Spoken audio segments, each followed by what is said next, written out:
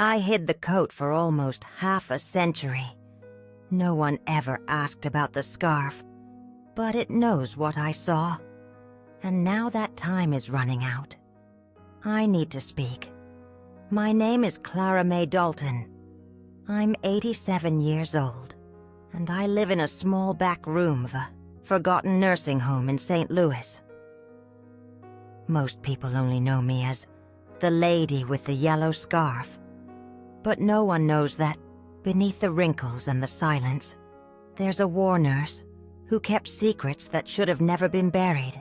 For years, I stitched missing names into the lining of my coat, hid blood-stained maps, and wrote a letter I never had the courage to seal.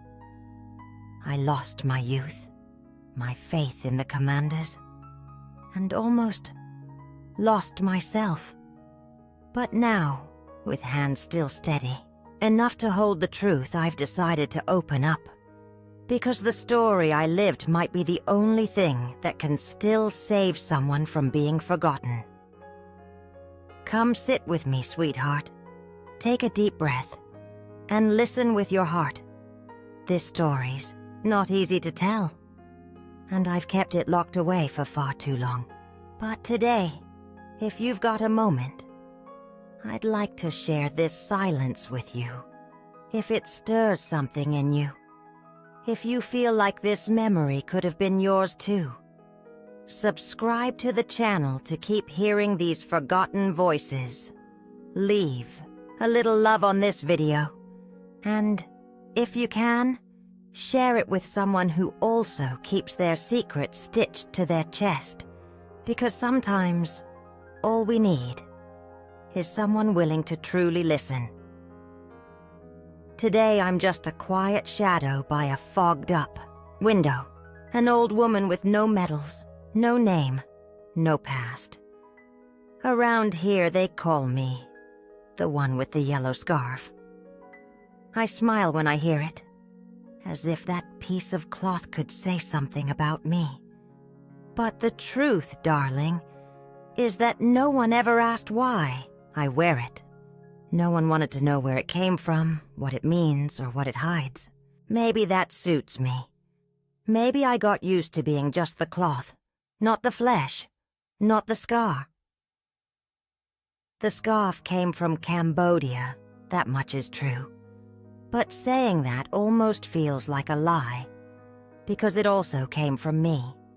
I stitched it with trembling hands during an evacuation night, when the hospital shook with thunder that didn't come from the sky. It was just a scrap of stained silk, yellowed like an old page.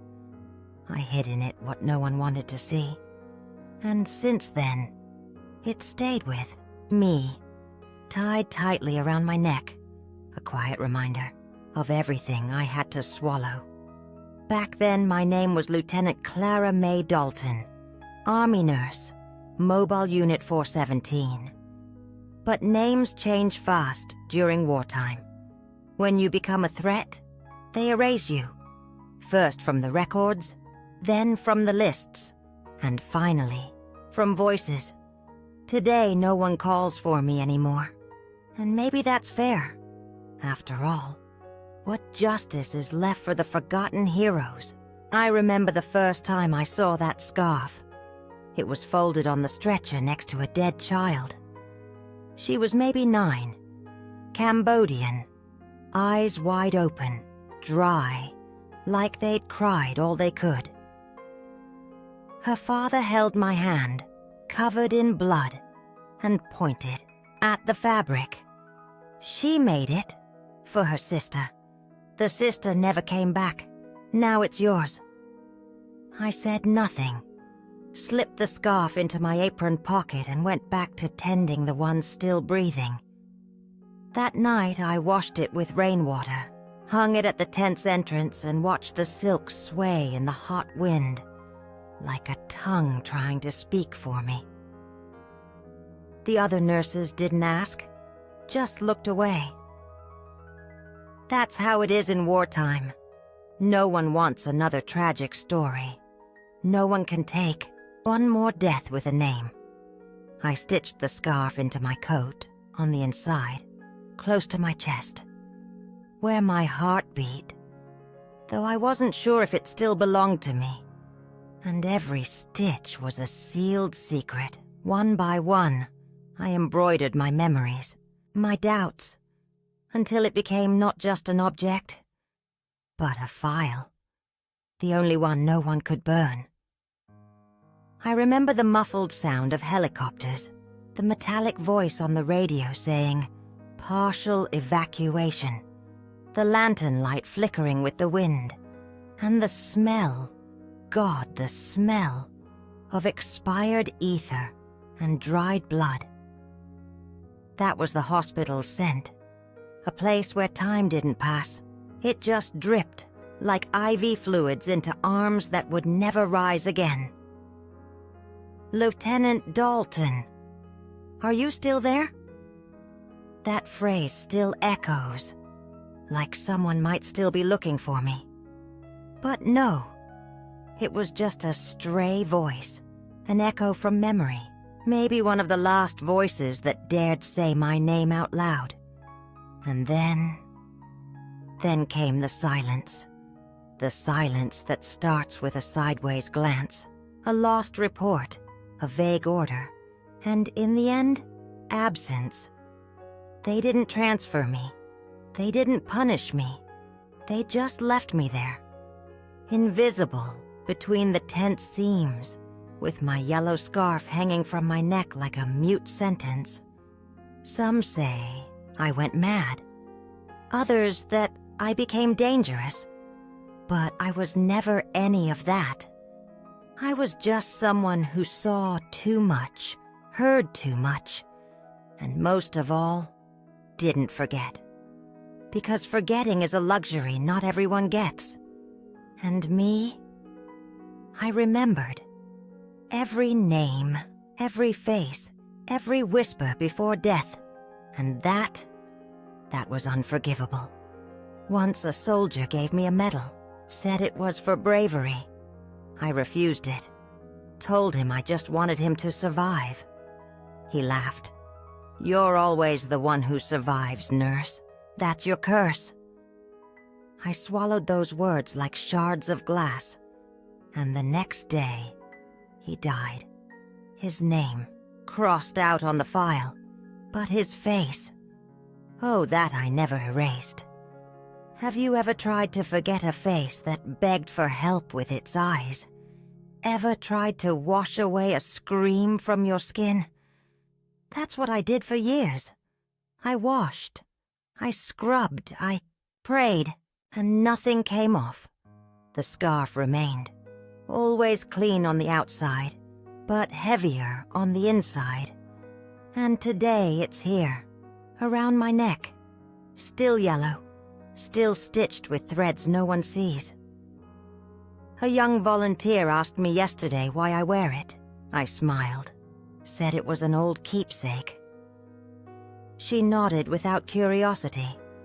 That's how the world forgets, one omission at a time. But if she had truly asked, if she had insisted, I would have told her. I would have told her that scarf holds more than silk. It holds a name whispered to me by a man who should have never known who I was. A name that didn't belong to that side of the war. A name that blurred the line between saving and betraying. But I didn't say it. Not yet. Because some stories can only be told at the right time. And maybe that time is near. Because last night, for the first time in many years, I dreamed of the list of crossed out names, the one I hid under the sheet on cot number 4, the one I still keep here, folded in the corner of my memory where only I can reach. And on that list, there was a name in red, a name I don't remember writing, but one I never forgot hearing. And maybe, just maybe, it's time to talk about him, about what he told me, before he died. It was 1975, April maybe.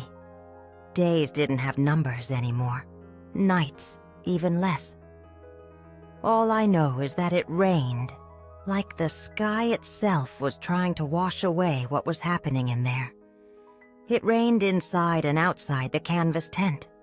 The roof dripped nonstop. Drops hit the buckets, the basins, the muddy floor. Each drop was like a sick clock ticking. Time that wouldn't heal. A constant mourning. I was in charge of the terminal ward, the ones nobody believed could make it back. Some had their bodies split open by deep cuts. Others had eyes lost in places I'd never reach. In that tent, my only mission was to keep the living breathing for one more second. Just enough time to say something, anything, a name, a forgiveness, a destination, and many times, just silence. It was during one of those nights that I found the list. It was folded inside the clipboard of a logistics officer who was bleeding from the gut. Apparently, an explosion had hit him near the supply depot. He didn't speak, just groaned low. I cleaned the wound and reached for the clipboard to note the meds. But when I opened it, there it was. A yellowed sheet marked with crossed-out names, soldier names, and a few civilians. These weren't medical files. These were code names, aliases. But I recognized two of them. Boys who had come through my unit 2 weeks earlier. Both of them died. But not in the ways recorded. I stopped, breathing for a moment, looked at the captain. He stared back like he knew I had seen it. And then, for the first time, he spoke. His voice came out like a whisper. He's still here. You have to hear, before they erase everything. And he coughed blood onto the sheet. I didn't get to ask who he was. But something in me lit up, a mix of fear and clarity, a kind of silent command. Listen, remember, hide. That same night, the rain came down harder. One end of the tent roof gave out. I had to move 3 patients to a dry corner. One of them grabbed my hand. He was just a boy. Couldn't have been more than 18. Sand in his lashes, hair stuck to his forehead. He squeezed my fingers, tight. "Ma'am, could you write something for me?" I grabbed paper and pen. "Tell me." For my mom, that I died smiling, that it wasn't her fault, that she taught me how to love. And I did. The words came like a flood, then stopped. So did his heart. I stayed there, sitting by the body, wet paper in my lap, cold hands, voice stuck. And later, when I went to tuck away the letter, I realized my clipboard was empty. The list was gone. I ran to the other ward, tried to find the captain, but his stretcher was empty. No sign of blood, no sheet, no record. I asked around. No one knew a thing. "Maybe he was transferred," they said, "or evacuated." But I knew what that meant. Erased. That was the moment I understood what was happening. The crossed-out names weren't just dead. They were deleted. And whoever saw the list disappeared too. The rain kept falling, dripping like it was crying for me. Every drop in the bucket was an echo of a vanishing name. I sat by the lantern and rewrote the 2 names I remembered. Just 2. But it was enough. Enough to know something was wrong. Deeply wrong In the days that followed, I started noting the ones who died too fast, the ones who showed up without ID, the ones who whispered words like friendly fire, correction, silence. I made my own list, hid it inside the yellow scarf, stitched under the hem. I became paranoid, but not crazy. Every time a file vanished from the shelf, I marked it on mine. Every time someone asked about a patient and got no answer, I wrote it down. And at night, I cried, because this wasn't just war anymore. It was cleansing, it was control, and the crossed-out names were the first signs of a secret big enough to destroy a lot of people. But what could I do? I was just a nurse, a woman in the war, a name without a voice. It was that same week he arrived. The man in the wrong uniform, wounded, bloody, glassy-eyed, talking about him. Still hurts, so I'll save that for later. But I'll tell you one thing, and you need to listen closely. Before he died, he whispered a name to me, an American name, a name with rank, with stars on his shoulders. And that name was crossed out on my list. But the line was thin, like someone had hesitated before erasing it for good. In that instant, I knew my life had changed. There was no going back. What I knew made me either an accomplice or a corpse.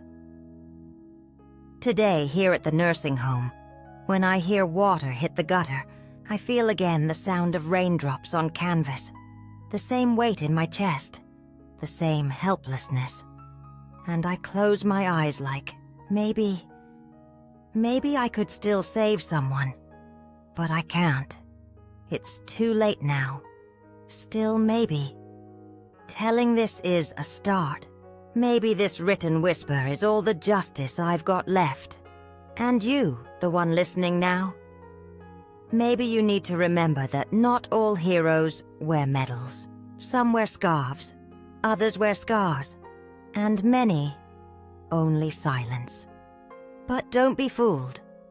We're still here, and soon, if you're brave enough, I'll tell you about the name of the enemy I hid.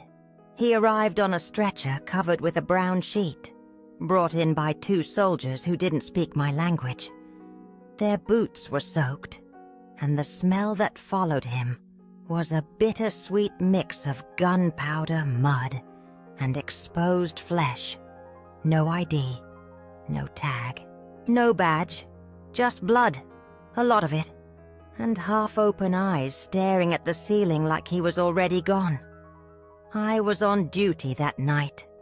The rain, as always, fell like it was trying to cleanse the world, not knowing the dirt was inside. The tent shook with distant thunder, but none of us ran to see where it hit anymore. In wartime, even fear gets tired. I laid him down on cot 6, checked his pulse, weak, but there. I began cutting the uniform, the wrong uniform. He wore the colors of another country, the other side, the other name. There was a moment I froze. My hand hovered over his chest, scalpel in the air like a verdict. Everything I had been taught to fear, to despise, was lying right beneath my fingers. An enemy. But in that moment, he was just a wounded body, a suspended life, a soul on the edge. I kept going, cleaned the wound with what little gauze we had left. The lantern's light flickered in his eyes. Then, something unexpected. His hand, shaky, dirty, nearly limp, grabbed my sleeve, and before I could say a word, he said my name, Clara. Just like that, clear, no accent. My body froze. Blood drained from my legs. The whole room went quiet, like even the war held its breath. "Clara!" "Dalton," he said again, his eyes now locked on mine. No one at that hospital knew my full name. I was only ever Lieutenant or Dalton, nothing more. But that man in the wrong uniform, he knew. Before I could ask, he said another name, an American name, one I had only heard whispered in hushed rumors through the tents. Major Harlan Tate. He ordered them burned, the sick, the villagers. His voice broke. Made it look like an accident. But you saw. You know. And then he was gone. I tried to bring him back. I tried everything. Chest compressions, a makeshift injection, silent prayers. But he left, eyes still open, like he was waiting for me to do something with what he'd just told me. In that moment, I felt like I had swallowed a grenade. The name he gave, that American name, belonged to a high-ranking officer, someone who was supposed to be far from the front lines. But now that name was stitched into the mud, the blood, and the silence, and I knew that if I ever repeated what I heard, I'd turn to dust. That's when I understood. That man, that enemy, wasn't what he seemed. Maybe he wasn't even an enemy at all. Maybe he was just someone who knew too much.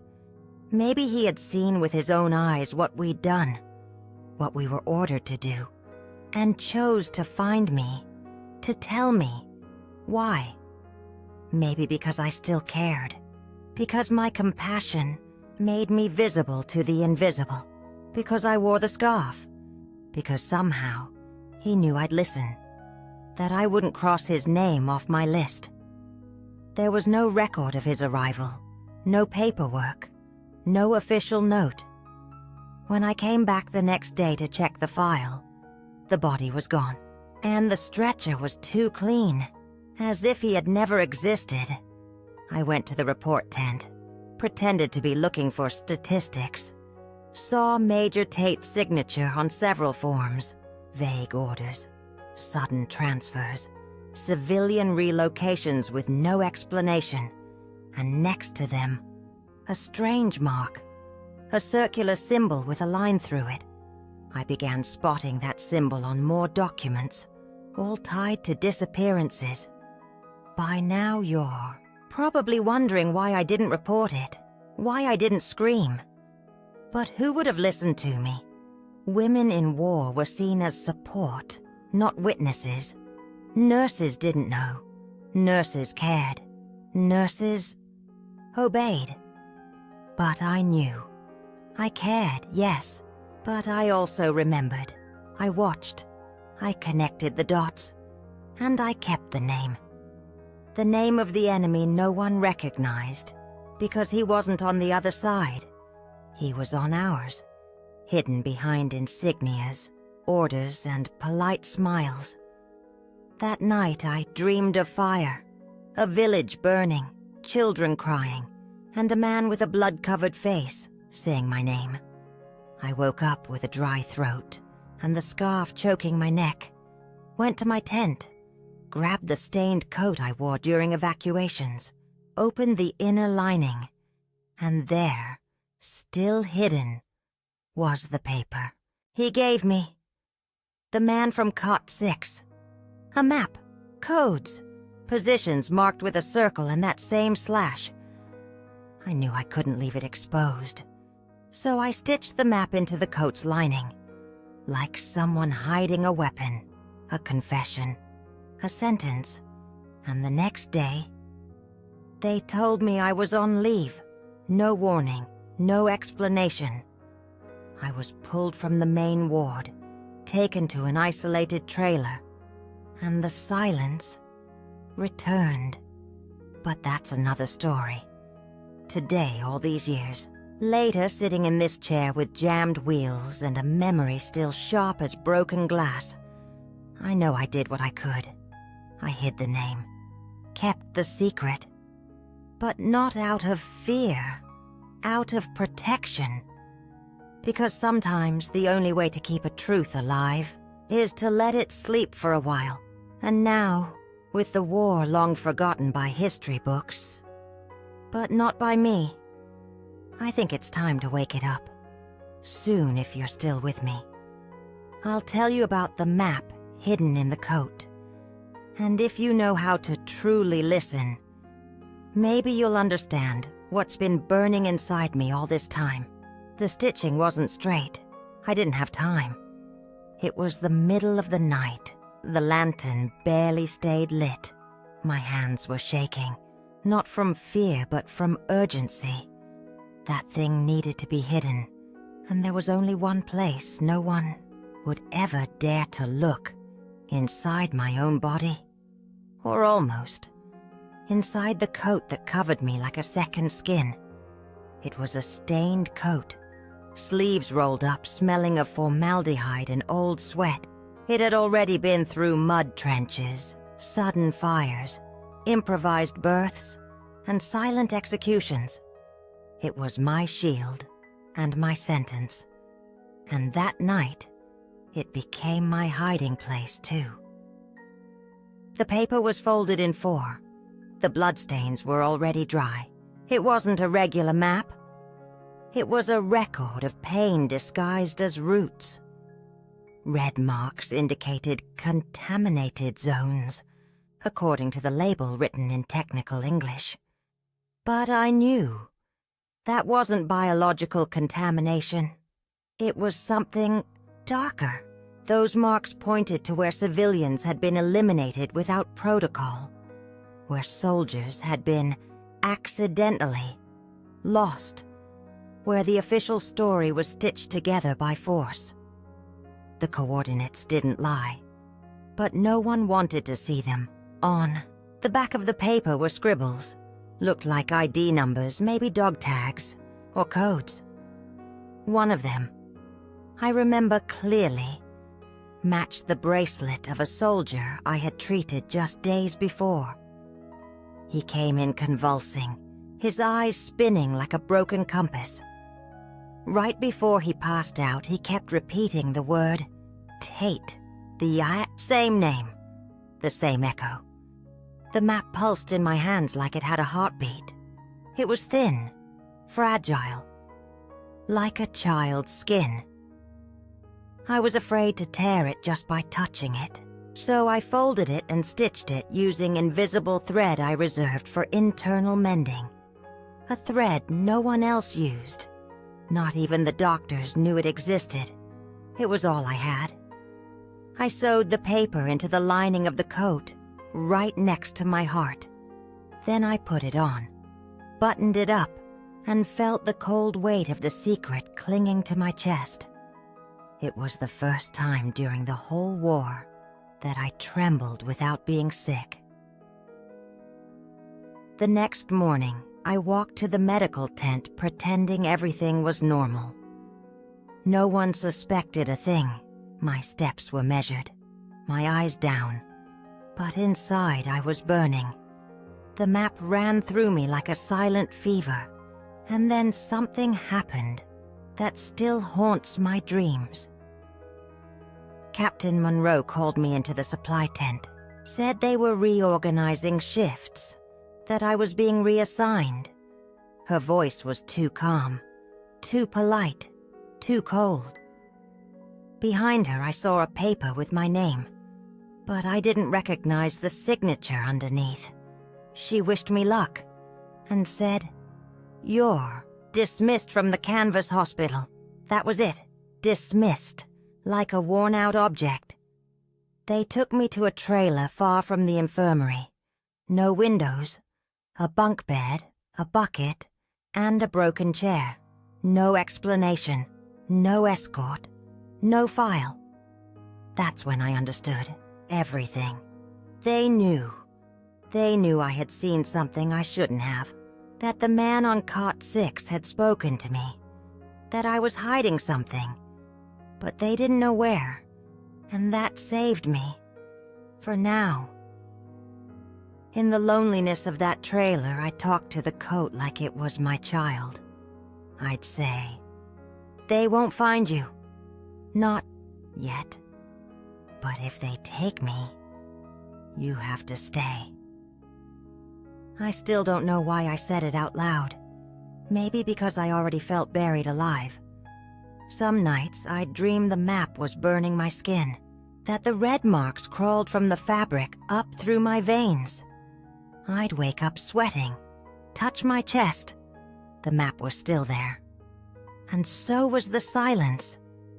You're probably asking why I didn't run, why I didn't turn everything in, why I wasn't a hero.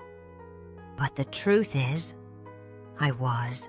The only resistance I had left was not letting that truth disappear entirely. The world could forget me. And it would. But as long as I was breathing, the map was with me, kept in me, stitched into the flesh of history. And now, all these years, later I see it in my dreams. The smudged lines, the red marks pulsing like open wounds. I hear the muffled cries of burning villages, feel the soft touch of tiny fingers on my arm. Maybe from a little girl I never met, but who somehow knows I didn't run. Sometimes I wonder, if they'd found the coat back then, what would they have done? Would they have erased me like they did so many others? Silenced me for good? And the answer is yes, because women in war were never seen as keepers of the truth, only as extended hands, as useful shadows. And that's why I stitched the map, so the world couldn't rip away what I saw. Today the coat is buried. Yes, buried. I don't have it anymore. But that's a story for another time. What matters is, it wasn't lost. And if one day it's found, they'll understand everything. Every mark, every fold, every line sewn by hand. It's my silent signature, my involuntary confession, my witnessless will. And you, the one hearing my voice now. You don't need to applaud me or forgive me. Just promise me one thing. If someone ever hands you a stained piece of paper, don't burn it. Don't fold it in shame. Stitch it, hide it, protect it. And when the right time comes, tell it. Tell it like I'm telling it now. Because soon, I'll speak of the night of silent punishment. And maybe, for the first time, you'll understand what it means to be erased, while still alive. It was that night I finally understood that silence could be a kind of sentence, too. No one dragged me to the trailer. No one shoved me, yelled, or pointed a weapon. They just stopped looking me in the eye, stopped saying, "Good morning," erased my name from the duty board, from the medication list, from the night rounds. It was like they all agreed. Let her disappear. Let time erase her. The night was stifling. The sky had no stars, as if even they were too afraid to witness what was happening. They told me I needed rest, on orders from above, that it was a recovery leave. But I knew. War had taught me to read between the lines, to hear what wasn't said. This wasn't rest. It was isolation, the beginning of erasure. The trailer sat behind the old kitchen, long deactivated, small, low-ceilinged, smelling of grease and wet mold. Inside, a rusted wire bed, a dry sink, and a broken chair. Nothing else. No radio, no window. Just the sound of your own breathing, and the throb of fear that wouldn't stop. I sat on the floor, back against the wall, held my coat like you'd hold a loved one. The map still stitched close to my chest, like a secret choking me. My heart beat too loudly. It felt like it filled the whole space. Then the silence grew thicker.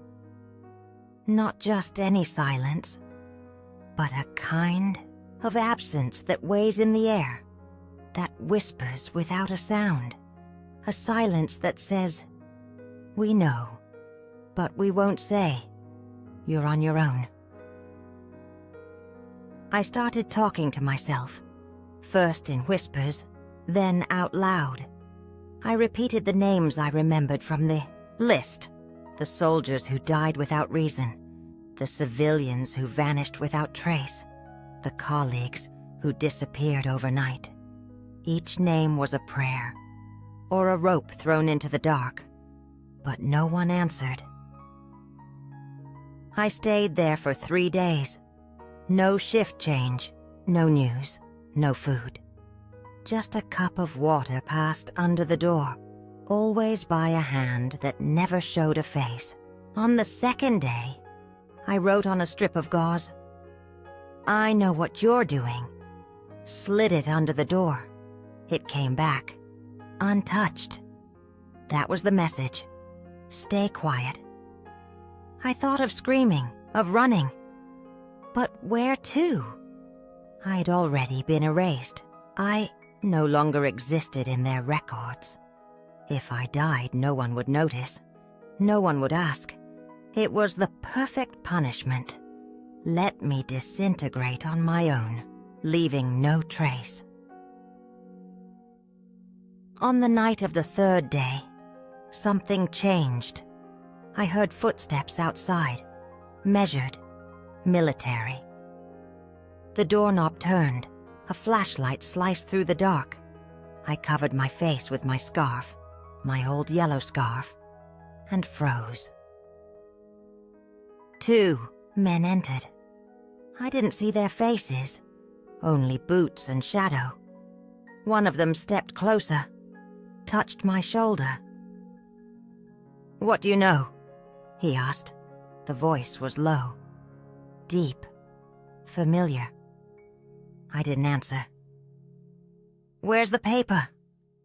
He pressed, still silence. He crouched down. I felt the heat of his breath near my ear. "We can make you disappear. No one's gonna miss a nurse. Got it?" The other voice from behind said simply, "She's already gone." And then they left the door wide open, as if daring me. "Run, if you want." But I didn't run. I stayed. Because running would mean they'd won. That cowardice had taken the place of the truth burning beneath my skin.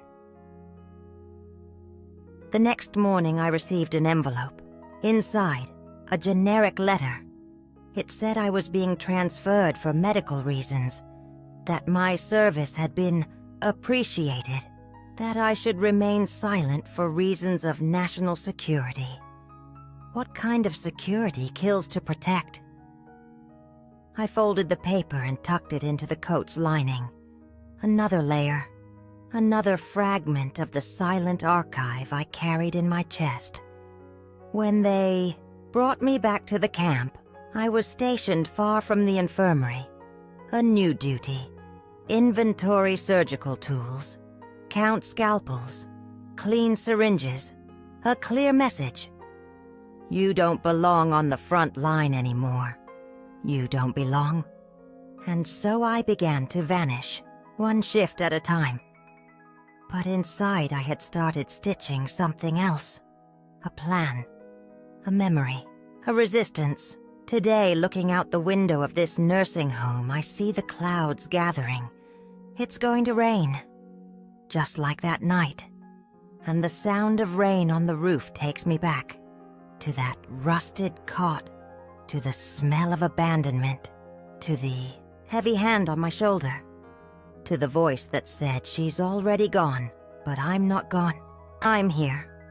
And if you've made it this far into my story, maybe you've realized what these words are trying to say.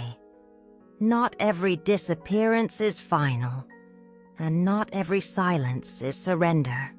There's a barn, a place no one remembers anymore. It's behind the old military prison where we were later relocated. That's where, in secret, I hid the only faces that survived that night. But that I'll tell you soon. Because in the barn behind the military prison, I broke the order and held 3 lives in my arms like they were my own. Few people knew there was a barn behind the old decommissioned prison. It was a hidden place, half sunken in mud, with broken tiles and creaking doors. Most soldiers never even passed by it. Contaminated zone, they said. But it was just mold, rats, and the kind of forgetting that covers whatever's no longer useful. It was the kind of place where time stopped, and for reasons I still don't fully understand, it was the only place I felt less watched. It was in the 2nd month after my so-called medical transfer that I started going there.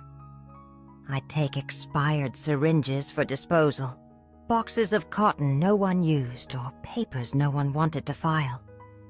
These were my excuses to walk alone, to hear what the wind had to say, to breathe beyond the eyes that tracked me. That's how I found the 3 of them. They were hiding between stacks of old crates and the sharp scent of burnt oil. 2 men, 1 woman, Cambodian, skin and bone. One of them coughed up blood. Another stared at me like I was a nightmare. The woman, maybe the youngest, trembled non-stop. She wore only a child's t-shirt and held a rag over her belly. She was pregnant. They didn't speak, didn't move, just stared. And I understood. In war, there are moments when the choice between dying and staying silent is as thin as a thread. I crossed that thread in that instant, without a word. I went back to the makeshift infirmary, grabbed 2 vials of antibiotics hidden behind a tray, 3 clean syringes, and a canteen full of warm water. I also stole 3 military cereal bars, and I went back to the barn. They were still there. The woman looked at me with eyes that had never asked for anything, and still, they accepted. For 4 nights I returned, hidden between the base's screams and the rumble of helicopters slicing through directionless skies. I brought clean, cloth, medicine. I spoke little, touched even less. But their eyes said everything. There was no language, just humanity. On the 3rd night, the man who coughed grabbed my wrist, pulled something from his pocket. A ring. Rusty, but delicately carved. He pressed it into my hand with all the strength he had, like he was saying, "Thank you," with his whole soul, then pointed to the woman, and then to me. And I knew it was an offering, a bond, a promise. I tucked the ring into my apron pocket, and in that moment I realized it wasn't me saving them. They were keeping me alive. On the 4th night when I returned, the barn was empty. No footprints, no traces, just an impression in the straw, as if they had lain there one last time. My heart pounded. I thought they'd been taken, or killed, or worse. But I found a top, a pile of crates, a scrap of fabric. It was from the woman's shirt, tied in a bow, with a single red thread stitched across. It was a sign. They'd left on their own. They understood the risk. And still, they left a gesture, a symbol, a reminder that they'd been there, that they trusted, that they lived. I went back to the base. No one asked where I'd been. No one asked what I'd done. By then, silence was just part of my uniform. I hid the ring in a tin of old compresses, took it with me when I left the camp. For years, I kept it among faded papers and pocket prayer cards. It was my personal reliquary, my whisper of late justice, my proof that, even in the middle of horror, something in me still knew how to care. But like everything in life, a time came when I had to choose between keeping it or surviving. It was 1982. I was living in a small boarding house in Memphis, unemployed, watched, sick.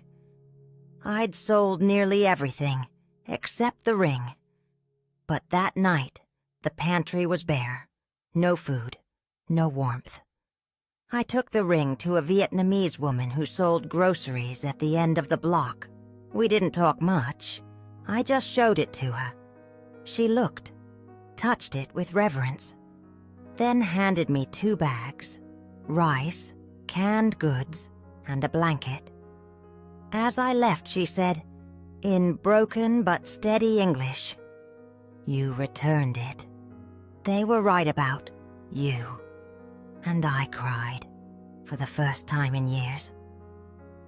Today, sitting in this creaky old chair that sighs with every breath, sometimes I close my eyes and return to the barn. I smell the damp wood, hear the rustle of straw, and see the 3 of them, alive. Scared eyes, but alive. The ring is no longer with me, it's true. But the gesture stayed. And even now, just a shadow in a nursing home full of forgotten hallways. I know. They didn't forget me, and that's enough. But not all gestures were finished. Because in 1976, I wrote something. A letter, a hidden will. And I never found the courage to seal it. It's still there, inside my Bible, trembling between the pages like a wound that never closed. And soon, I'll open the letter that never left the envelope. Some papers burn slower than fire. Papers that don't burn on the outside, but consume you from within.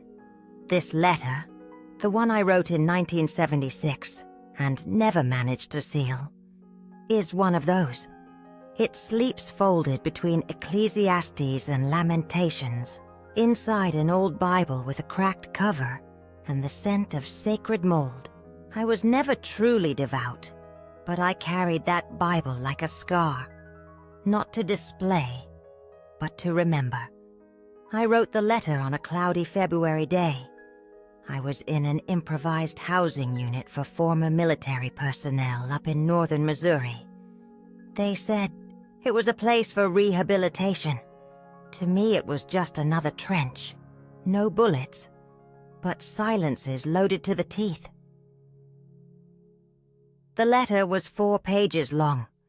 I wrote it by hand, using the last blue pen I had left in the drawer. I started hesitantly, like each word was pulling a tooth from my soul. To the competent authority, or to anyone still brave enough to listen. That's how it began. Because I already knew that maybe no one wanted to hear the voice of a nurse labeled unstable, dangerous, too silent. On the first page, I wrote everything I could recall clearly. The crossed-out names on the list. The bleeding captain who vanished without a trace. The man in the wrong uniform who whispered my real name. And the name Harlan Tate before dying. I described the map, the red circles, the ciphered markings. I wrote about the coat, the hidden seam, the unsigned orders that smelled of smoke and mud. On the second page, I wrote about the barn, about the 3 survivors, the 4 nights, the ring, the quiet escape. I described their faces as if carving memory into stone, the haunted shine in their eyes, the wound in the chest of the man who coughed, the stretched belly of the young woman with a child's cloth covering her stomach. I wrote, in plain words, that I helped them. And if that made me a traitor, then so be it. Let them judge me with dignity. The third page was my apology, not because I thought I was wrong to care, but because on some deep, twisted level, I still believed I owed the world an apology for surviving, for staying silent when I could have screamed, for sewing the map into my coat instead of handing it over. I apologized for hiding, for not sealing the letter that very day. But it was the fourth page that hurt the most. There I wrote, "Everything I have left is stitched into the coat, and if they take me, it needs to be found. It speaks louder than I can." I signed only with initials.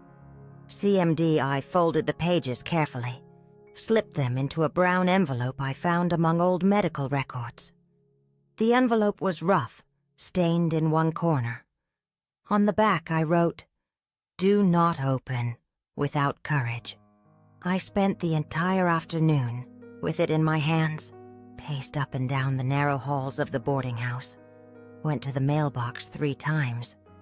But the last time, I turned around. Something stopped me.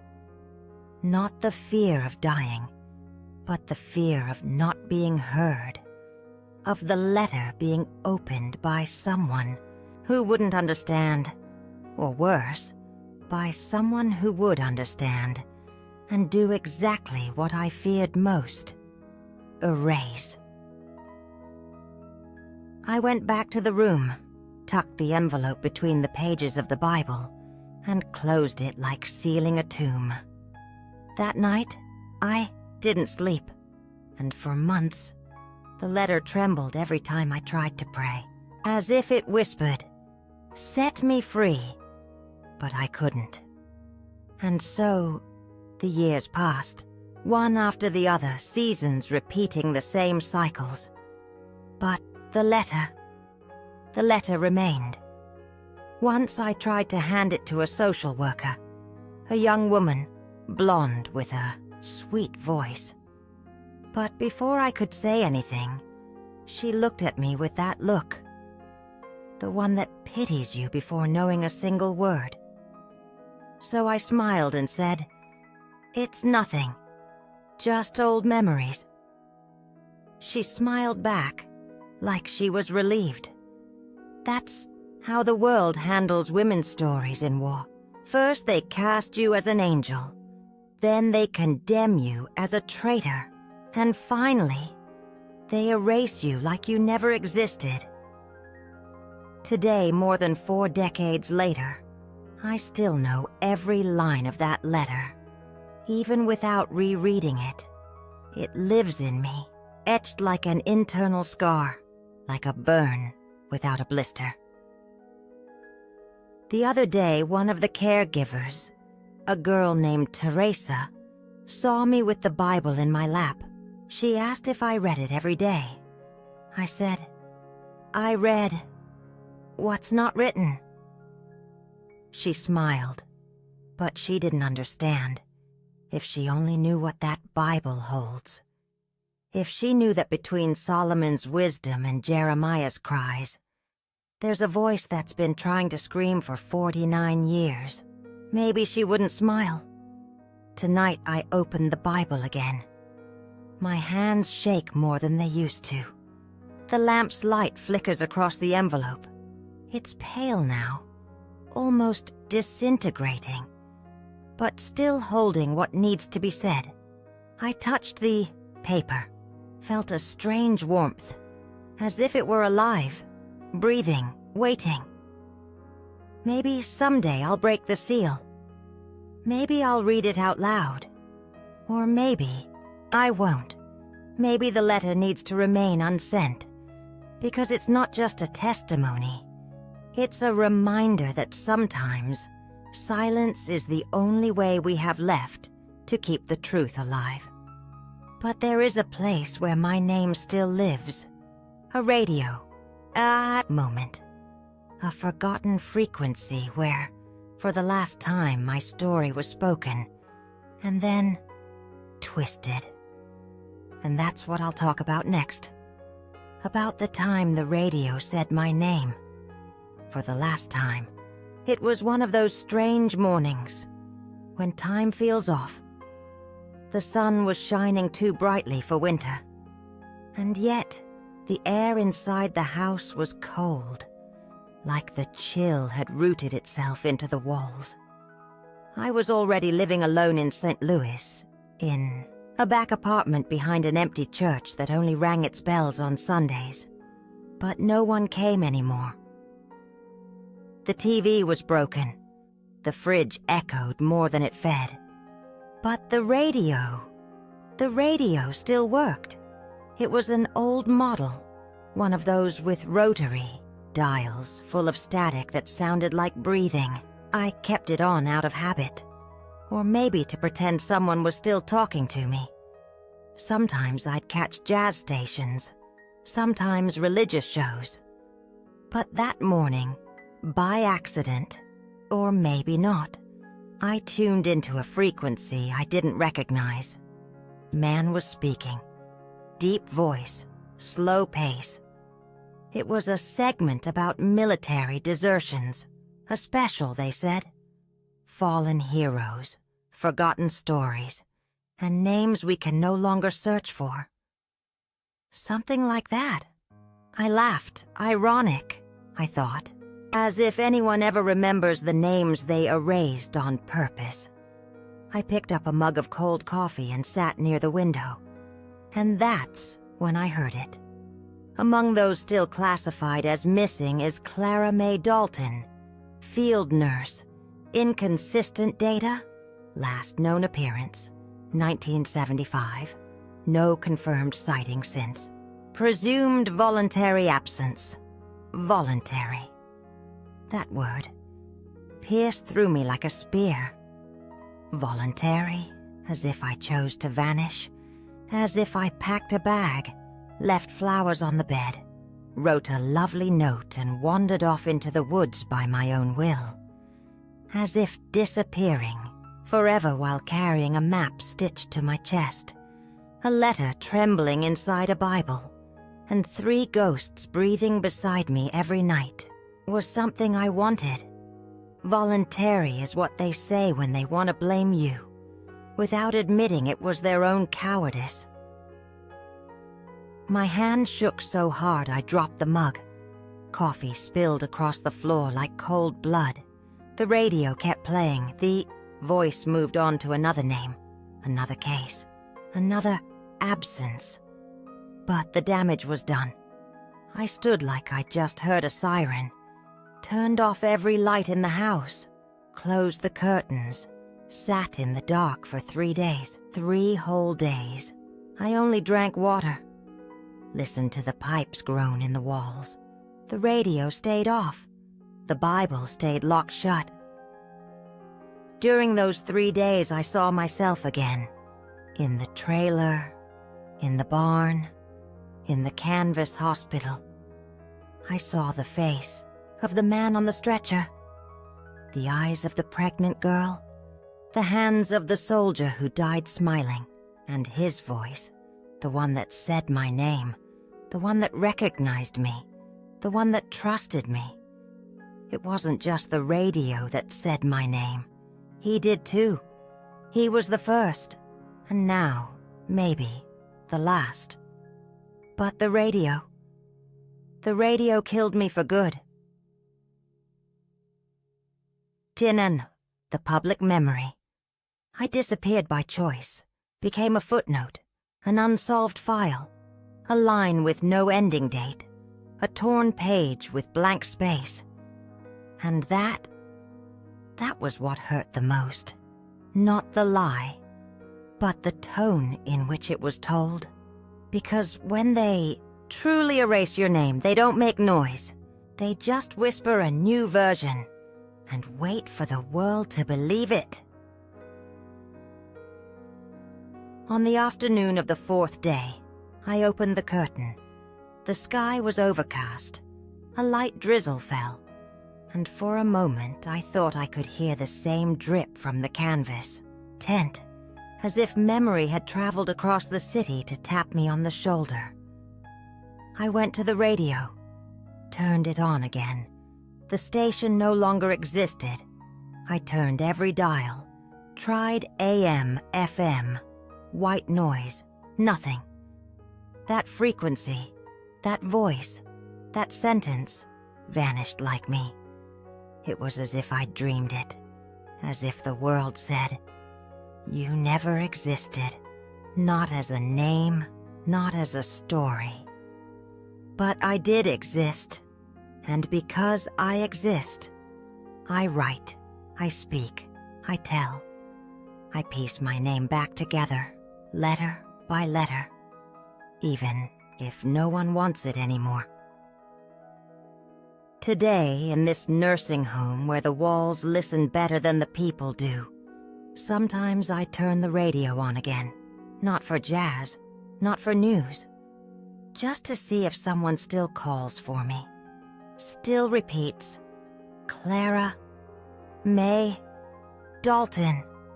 No one repeats, but it doesn't matter, because now you're the one listening. And if you've heard me this far, know this: not all crossed out names are gone. Some became scars that no one ever learned how to name. And that's what I'll speak about next. About the scars no one knew how to name. Because my body became a diary, and every mark is a paragraph. Time refused to erase. This morning a new nurse tried to help me with my bath. Young, gentle, with hands too careful. When she pulled up the sleeve of my gown to wash my arms, she paused. Her eyes moved over the marks on my skin like someone trying to read a language. "They don't speak. These cuts here. Were they from accidents?" she asked, her tone soft. Not out of curiosity, but fear of intruding. I lied, like always. Said they were from falls. Said it was age. Said I didn't really remember anymore. She smiled, relieved she didn't have to hear more. Finished the bath in silence, left with the towel on her shoulder, and left me alone in front of the mirror. I looked at my reflection. Wrinkled arms, bones showing, and the scars, many, old, uneven, some shallow, others deep, none with names, all with stories. But no one asks about an old woman's scars. They think they're from time, the kitchen, illness, never from war, never from choice, never from pain we carved into ourselves. The truth is, these marks are my words. They're sentences I wrote into my body when I couldn't scream. They're full paragraphs from a diary I never had the courage to keep on paper. The first one, I made with a scalpel blade. I just returned from the improvised burial of a soldier who died calling me by another name. He was delirious, said, "Mom," but looked straight into my eyes. He died holding my hand. And I couldn't cry. I had to record the time of death, fill out a report, wash my hands, move to the next. That night I walked to the back of the tent, picked up the scalpel, drew a thin line on the inside of my arm, just one line, almost no blood. But it burned. Like fire! It was a silent protest. Later, I made more, each one tied to someone I couldn't save, to a letter that never arrived, to a face that vanished from the record. I tried to make them small, discreet, but over time they became maps, maps of loss. I never cut out of guilt. I cut for memory. as if marking my skin was the only way to make sure the world wouldn't forget what I had seen. In the late 80s, a doctor examined my body after a fall. When he saw the cuts, he asked if I had self-destructive tendencies. I said, "No, I have documentary tendencies." He didn't understand. Prescribed a sedative, changed the subject. No one wants to deal with old wounds. They're too much work, too hard to name. But I name them. This one, near the shoulder. That's for the 10-year-old boy who gave me a button before he died. This one below the elbow. That's for the man who asked me to write that he wasn't afraid, and that he forgave the enemy. This one near the wrist. That's for the woman who begged not to be separated from her daughter, and was. And this one, this deeper one, crooked like a torn seam. That's from the night I nearly threw the coat into the fire. Almost. But I couldn't do it. So the scar stayed instead. There are also the scars no one sees. The ones that live between the bones, in places no scan can reach. The ones that show up in recurring nightmares, in words that refuse to come out, in silences that stretch across hours, across days. Once I went 3 days without saying a word. Didn't even notice. It was only when a staff member asked if I was in pain that I realized how used to silence I'd become. Those invisible scars have names too. Loneliness, grief, desertion, betrayal, forced complicity, delayed justice. The other day I tried to make a list of them, but they wouldn't fit. The pen kept sliding off the page like it was resisting, like it was saying, "What's on the body is enough." Sometimes I think about getting a tattoo, a line, a word, an image that sums it all up. But what would it be? A scarf? A map? A red cross? A sealed envelope? Nothing seems enough, so I stick with the scars. They're imperfect, but they're mine. No one can erase them with speeches. No one can reinterpret them. They're my private handwriting. What's left when words fail? Today, after my bath, I applied ointment to the marks like I always do. But this time, I did something different. I picked up a small mirror, pointed it at a specific scar, and said out loud the name I'd kept for it. Elliot, then another. Maris, and one more. Lieutenant Qualls. I cried as I named them, like reading invisible gravestones.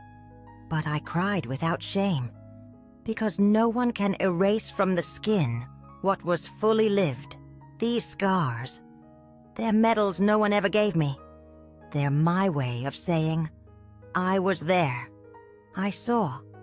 I felt. I refused to forget. But sometimes they still burn, even after all these years, as if something remains unsaid. And just the other day, a volunteer asked why, out of so many scarves, I always wear the same one. I almost told the truth. Almost. But instead, I smiled. And soon, maybe it'll be time to say it. To explain why the scarf became a confession. The other day, while I was walking through the courtyard of the nursing home, a young volunteer, the kind who still carries in her eyes the sweetness of someone who believes the world listens, pointed to the yellow scarf around my neck and asked, "Why do you always wear that same one?" She said it gently. No sarcasm. She truly wanted to know. And in that moment, I wanted to tell her. I swear I did. My fingers even reached for the edge of the fabric, like opening a book. But the words got stuck between my teeth. They didn't come out. I looked away, took a deep breath, and answered, "Because it's the only thing that never left me." She smiled, confused, but didn't push further. Youth accepts answers without understanding them. It's age that carries the urge to translate, but now here with this paper and this pen, maybe I can say it. This scarf, it's not an accessory, not a habit, not even a keepsake. It's my letter, the one I never mailed, my map, my prayer, the last piece of who I was and who I chose to be. I received it in Cambodia from a father handing over his dead daughter with hands trembling from grief and pride.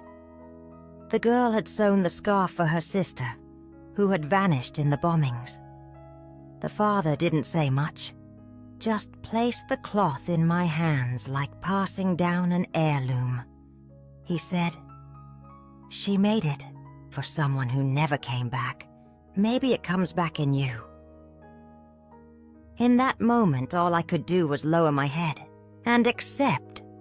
I washed the scarf with rainwater, hung it next to my coat to dry, and that first night, it swayed in the wind like it had a life of its own, like it was speaking the words I didn't have the courage to say.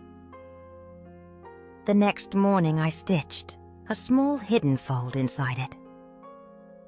Inside I placed the first list, with just 2 crossed-out names. It wasn't much, but it was the start of my collection of truths, and as the days passed, other scraps were added. Coded notes, markings from the map with the red circles, fragments of stories that couldn't be spoken out loud. And later, when the words began to hurt too much to write, I started sewing tiny stitches into the scarf, one for every face that never had a grave, one for every death that never made it to a report, one for every hug I couldn't give. The stitches looked random, but I knew what each one meant. When I was transferred to the trailer, the scarf came with me, folded into the inner pocket of my uniform, and at night, when the silence weighed like lead, I pressed it against my face, like it breathed with me, like it was my only ally. After the war, I kept the scarf with me, through shelters, boarding houses, empty trains, shuttered churches.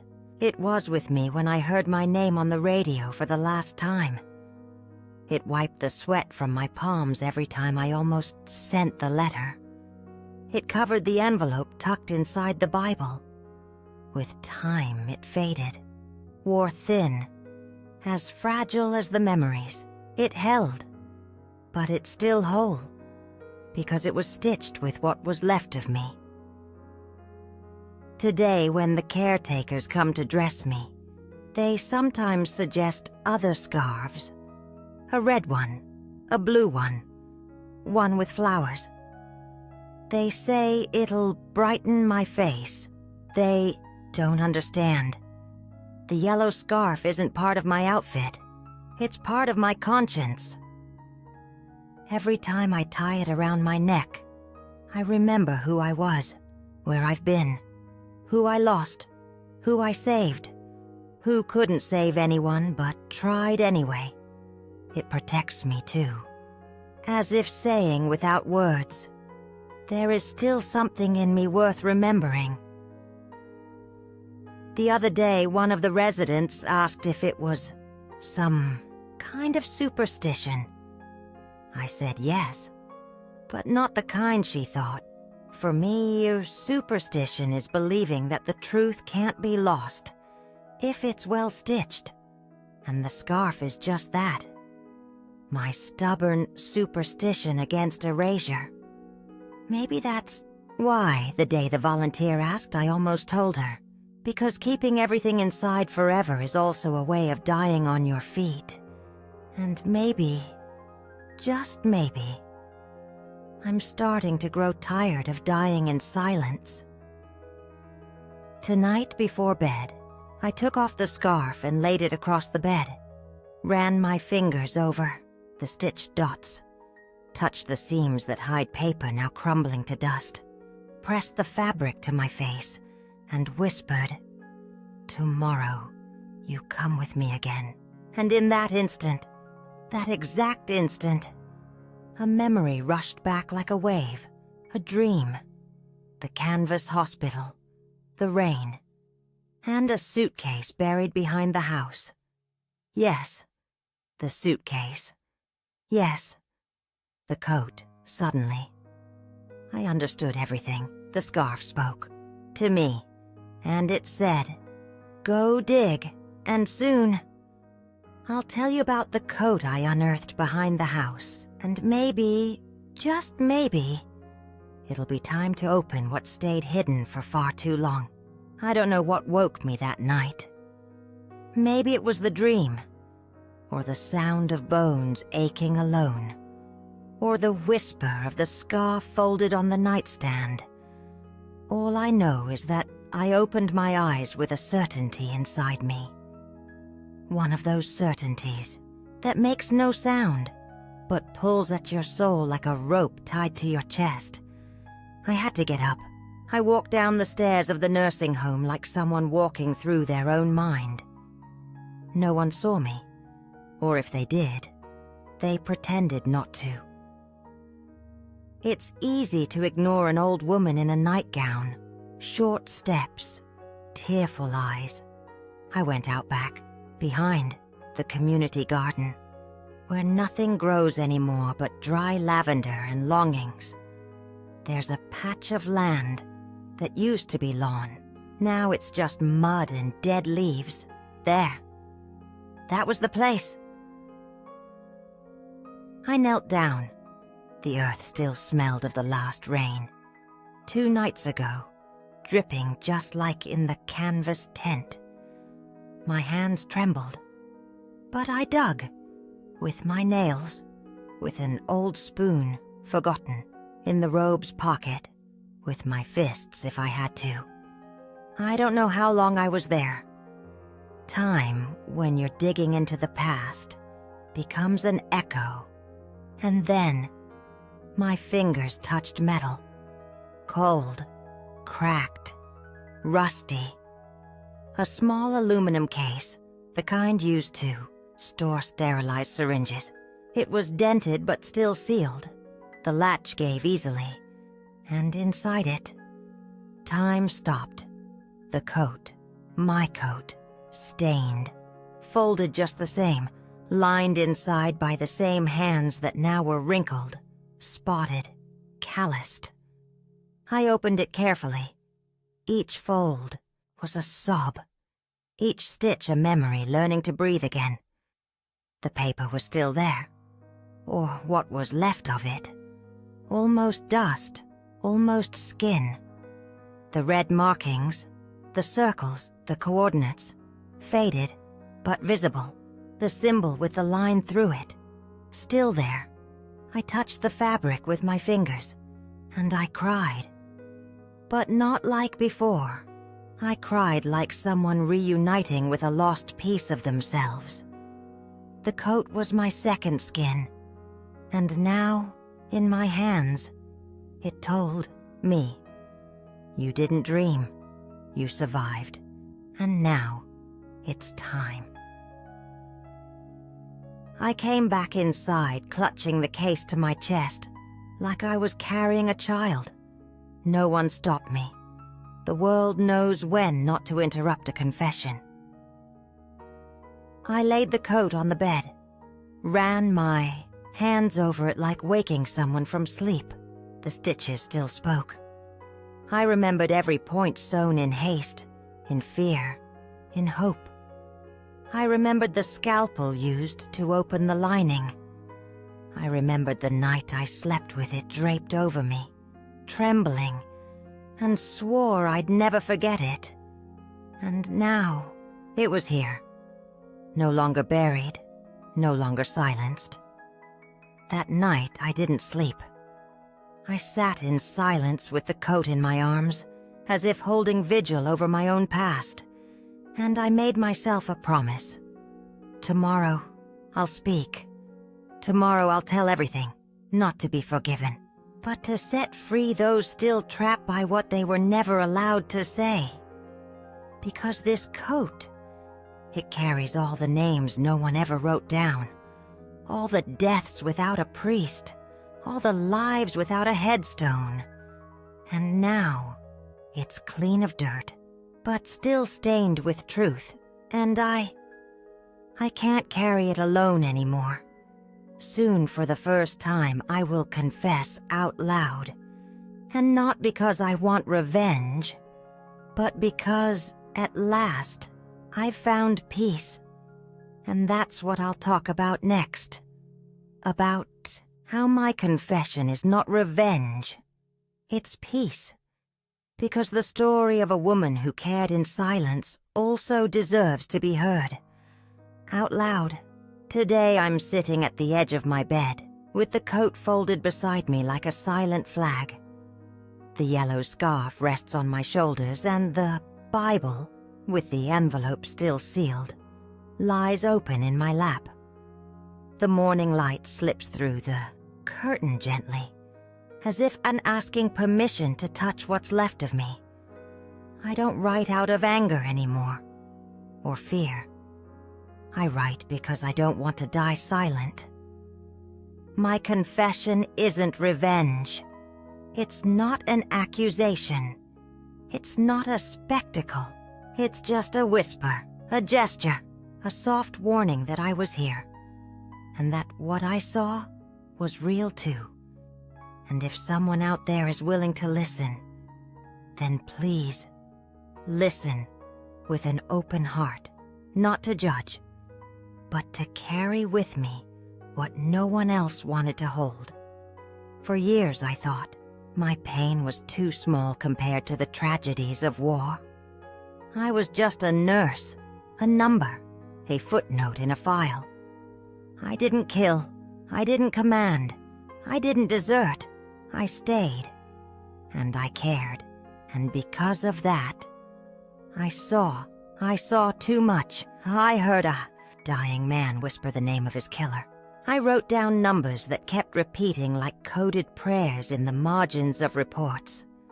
I held the hands of men who begged forgiveness for things that never reached a courtroom. I helped hide 3 lives that weren't allowed to go on. And I kept it all, in seams, in letters I never sent, in decades of silence. Today, with trembling hands, I touched the paper sewn into the coat again. It almost disintegrated at my touch. The ink had become shadow. But I know what it said. I always have. And so I say it now, even if it's too late. There were crimes. There were unlawful orders. There were executions that were covered up. And there were people who saw, who saved what they could, who chose not to erase. I was one of them. But I was also complicit, because I held too much, because I feared too much, because I let solitude become habit. And still, I don't regret having cared. Caring was the one verb that saved me from turning to stone. I don't want anyone imprisoned. I don't want late justice. I don't expect history to write my name in books or ceremonies. I just want someone, somewhere, to say, she didn't lie. She just waited for the right time. And if that time is now, then hear what I'm saying like you would, an old forgotten prayer. Stitch your truth where no one can erase it. Hold on to the names of those who left with dignity. Don't trust soulless records, and never, never believe that the silence of an old woman means she forgot. Sometimes it's just resistance. Today, when I look in the mirror, I don't see a survivor. I see a walking archive. My skin is paper. My eyes, records. My silences, witnesses. And my confession doesn't ask for justice. It asks for peace. The peace of someone who tended open wounds but never got to heal her own. The peace of someone who carried a stained coat she never dared wash. The peace of someone who kept a scarf stitched with the weight of memory. The peace of someone who buried, and then unearthed, everything that couldn't be said in time. Today, for the first time, I don't feel alone. Because you listened. You walked with me through tents, trailers, quiet hallways, and silent rooms. And for that, thank you. Thank you for being the first person in a long time to see me whole. Even if in pieces tomorrow, I might not be here anymore. Time is short. My bones are heavy. But what needed to be said has been said. If you find my scarf, keep it. If you find the coat, read it with your hands. If you find the letter, burn it if you must. But if you remember me gently. And if you can, if you dare, stitch your own story, and never, ever burn what might still save someone. With quiet tenderness, Clara May Dalton, nurse, survivor, witness, woman. You know, time is a strange thing. It doesn't erase like they say. It stitches. It stitches memory deep in the soul, where no one can see. And one day, it all pulses back, a scent, a rain, a whispered name. That's how it was for me. I kept silent for years thinking that was strength. But now I know.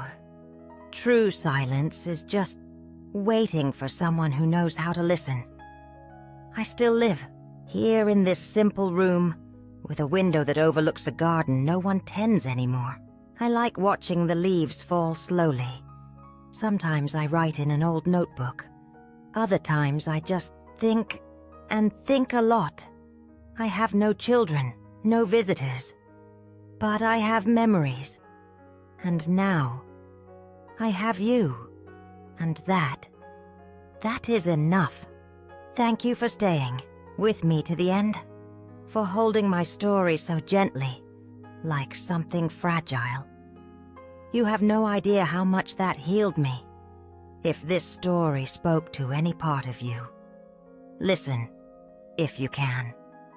Subscribe here so that other voices might also find the courage to speak. Leave a little love on this video, or share it with someone who carries scars no one ever named. And if you ever find a scarf tucked away in the back of a drawer, before you throw it out, ask what it still has to say. Good night, dear, and thank you, truly, for staying until the very last stitch.